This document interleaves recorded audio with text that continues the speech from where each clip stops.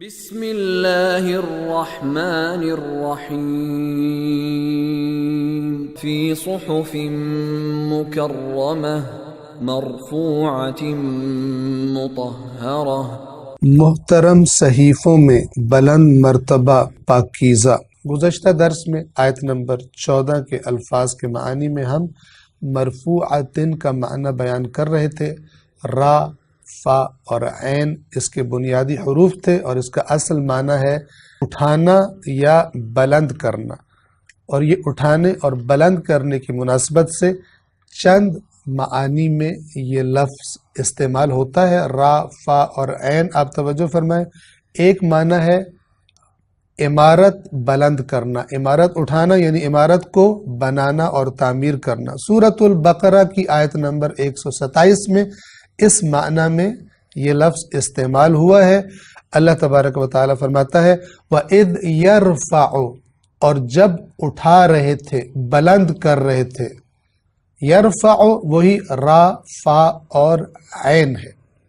وَإِذْ يَرْفَعُ، اور جب بلند کر رہے تھے، اٹھا رہے تھے یعنی بنا رہے تھے، ابراہیم، حضرت ابراہیم علیہ السلام، القواعد من البیت، اللہ کے گھر کی بنیادیں جب حضرت ابراہیم اٹھا رہے تھے یعنی انہیں تعمیر کر رہے تھے، واسماعیل، اور ان کے ساتھ ان کے بیٹے اسماعیل علیہ السلام، اور ساتھ ساتھ وہ دعا کرتے تھے ربنا تقبل منا انک انت السمیع العلیم، اے ہمارے رب ہمارے اس عمل کو اپنی بارگاہ میں قبول فرما، یقیناً تو سننے والا اور علم رکھنے والا ہے۔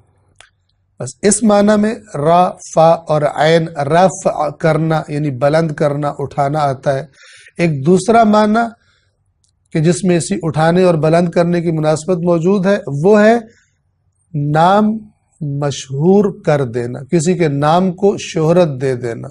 اس کی مثال قرآن کریم سے سورۃ الشرح، یعنی وہ جو سورہ انشراح بھی جسے کہا جاتا ہے، بسم اللہ الرحمن الرحیم، الم نشرح لک صدرک، اس کی آیت نمبر 4 میں فرمایا وَرَفَعْنَا، اور ہم نے بلند کر دیا۔ رفعنا وہی را، فا اور عین سے ہے۔ وَرَفَعْنَا، اور ہم نے بلند کر دیا، لَكَ، آپ کے لیے اے رسول، ذِكْرَكَ، آپ کے ذکر کو، یعنی ہم نے آپ کے نام کو، یہ جو کافر آپ کی مخالفت کر رہے تھے اور یہ کہہ رہے تھے کہ آپ معاذ اللہ یہ تو ابتر ہو جائے گا، اس کی تو اولاد کوئی نہیں، اس کا نام لینے والا کچھ عرصے کے بعد کوئی نہیں ہوگا۔ وَرَفَعْنَا لَكَ ذِكْرَكَ، ہم نے آپ کے ذکر کو بلند کر دیا، آپ کے نام کی شہرت ہم نے ہر جگہ پہنچا دی ہے، عزت کے ساتھ، اکرام کے ساتھ، تکریم کے ساتھ۔ تو اس آیت میں سورۃ الشرح کی آیت نمبر 4 میں رفعنا یعنی نام کو مشہور کر دینا۔ اور اسی طرح ایک تیسرے معنی میں استعمال ہوتا ہے را، فا اور عین، اور وہ ہے کسی کے مقام کو بلند کر دینا، مرتبے کو بلند کر دینا۔ سورۃ البقرہ کی آیت نمبر 353 میں اللہ تبارک و تعالی اپنے انبیاء کا تذکرہ کرتے ہوئے فرماتا ہے تِلْكَ الرُّسُلُ فَضَّلْنَا بَعْضَهُمْ عَلَى بَعْضٍ، یہ ہمارے رسول ہیں اور ہم نے ان میں سے بعض کو بعض دوسروں پر فضیلت عطا کی ہے۔ مِنْهُمْ مَنْ كَلَّمَ اللَّهُ، ان میں سے ایسے بھی ہیں کہ جس کے ساتھ اللہ نے کلام فرمایا ہے۔ وَرَفَعَ، را، فا اور عین، وَرَفَعَ بَعْضَهُمْ درجات، اور بعض کے درجات کو، بعض کے مرتبے کو، مقام کو اللہ تبارک و تعالی نے بلند کیا ہے۔ تو یہ 3 معنی آپ نے را، فا اور عین کے جان لیے۔ اب ہم اگر سورہ عبس کی آیت نمبر 14 میں لفظ مرفوعتن کی طرف آئیں، رافع کہتے ہیں بلند کرنے والے کو، اٹھانے والے کو، اور جسے بلند کیا جائے اسے کہتے ہیں مرفوع یا مرفوعتن۔ اس آیت میں مرفوعتن ہے، وہ ظاہر ہے کہ عربی قواعد کے مطابق یہاں پر مرفوعتن بھی نہیں ہو سکتا، مرفوعتن بھی نہیں ہو سکتا، بلکہ مرفوعتن ہوگا۔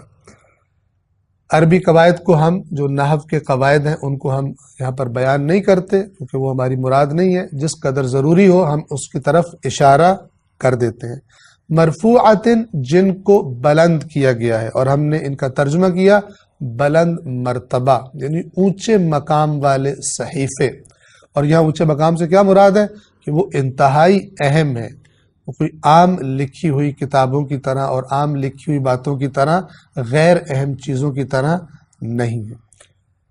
اگلا لفظ ہے مطہرتن، اس کو انشاءاللہ ہم آئندہ درس میں بیان کریں گے۔ والسلام علیکم ورحمۃ اللہ وبرکاتہ۔